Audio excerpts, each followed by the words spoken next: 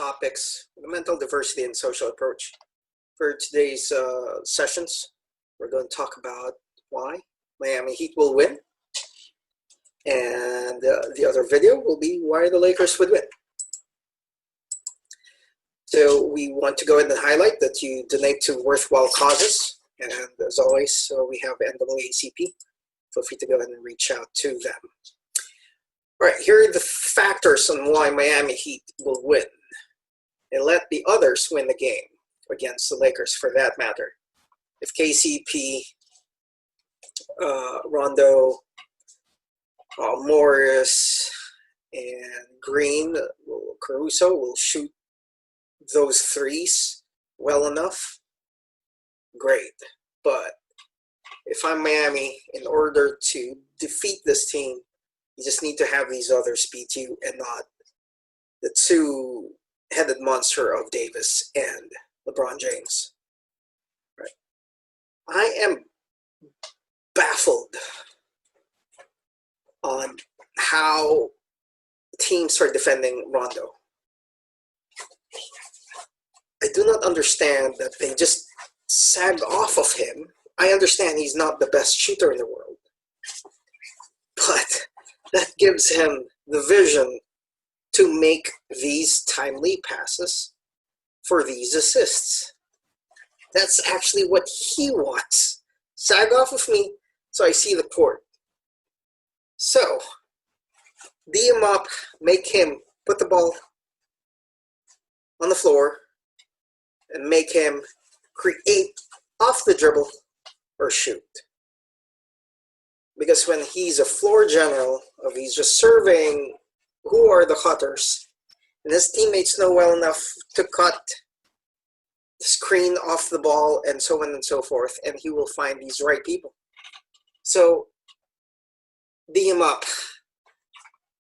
D him up for him to dribble the ball, make him go left, and let him either pass off the dribble or shoot. And let him score 20, 30 points himself. Okay, it's just weird on why people are just sagging and then he makes all of these great assists because nobody's defending him. All right. So as I mentioned earlier, have them shoot threes. See if they will shoot these threes very consistently. So not to the point where it's just that, okay, shoot a three and whatever. It's more of allow them or bait them to shoot threes and then D them up a little bit.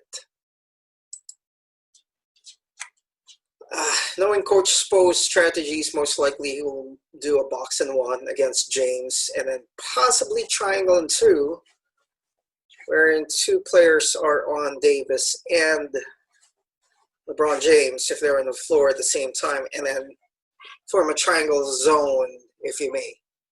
And then if not, both if Davis or James are not together at the same time, they will most likely do a box and one accordingly. And they may adjust their zone to 2-1-2 because teams are adjusting that they put a man in the middle on offense, so they may adjust that accordingly. All right. Iggy is a former NBA Finals MVP, and he got that for the most part because he guarded LeBron James. Is that going to happen again? For 7 games, possibly not. For a huge amount of minutes, possibly not. But for these key moments wherein he's guarding him, and this is where the box and one and triangle and two will go ahead and come in, we will see how that will come into play. I know Kendrick Nunn has been MIA for these playoffs, but he was really solid during the regular season. From a point guard matchup, I think he should be able to get a solid game or two here. So watch out for that.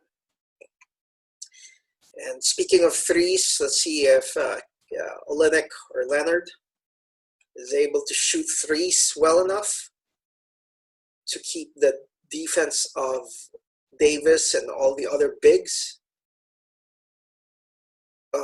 honest and open up the floor a little bit more for all the other slashers for the Heat. And is Tyler Herro going to be the next Magic? He's a rookie, but definitely he's not playing like one. We already know that. He has already proven himself. But can he really elevate his game for this last round of the playoffs? Right. And for any statistics, this is what I have for Basketball Reference, and I will provide my prediction after I identify what the Lakers need to do.